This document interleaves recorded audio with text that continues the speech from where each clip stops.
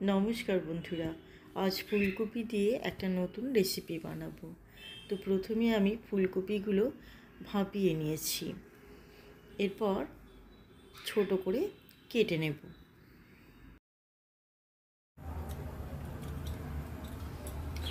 এই ফুলকপিটা বানানোর জন্য যে মশলা লাগবে সেগুলো আমি জলের মধ্যে সেদ্ধ করে নেব। তেজপাতা, শুকনো লঙ্কা, দুটো টমেটো, আদা, পেঁয়াজ কুচি, রসুন আর 8-10টা কাজু বাদাম সামান্য লবণ দিয়ে সেদ্ধ করে নেব।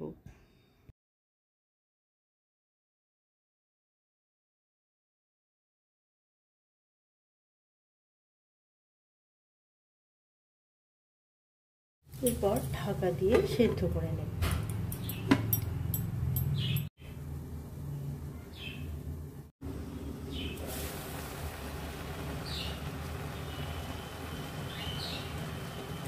সেদ্ধ হয়ে গেছে, এবার এটা ঠান্ডা করে পেস্ট করে নেব।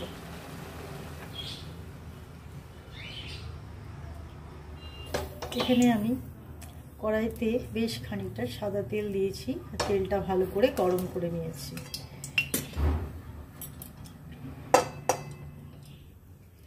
এবার ফুলকপিগুলো ফ্রাই করে নেব।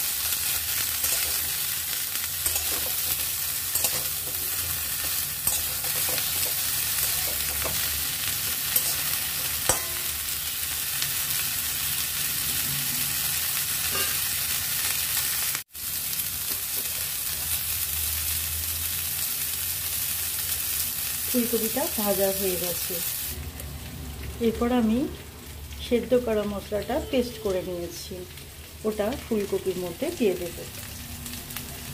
এটার মধ্যে দিয়ে দেব।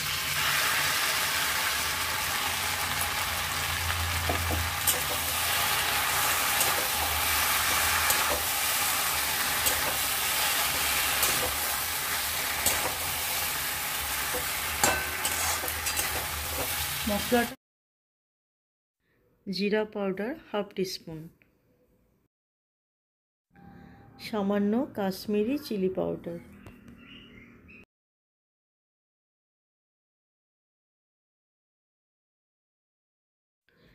পরিমাণ মতো লবণ দিয়ে একটু নাড়াচাড়া করে মশলার বাটি ধোয়া জলটা দিয়ে দেবো।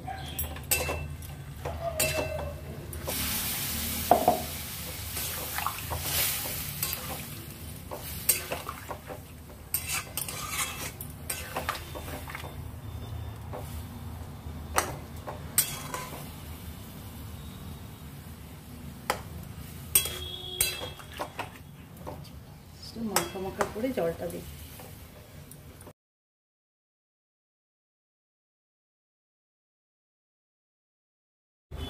গ্যাসের ফ্লেমটা একেবারে কম করে ঢাকা দিয়ে দিলাম।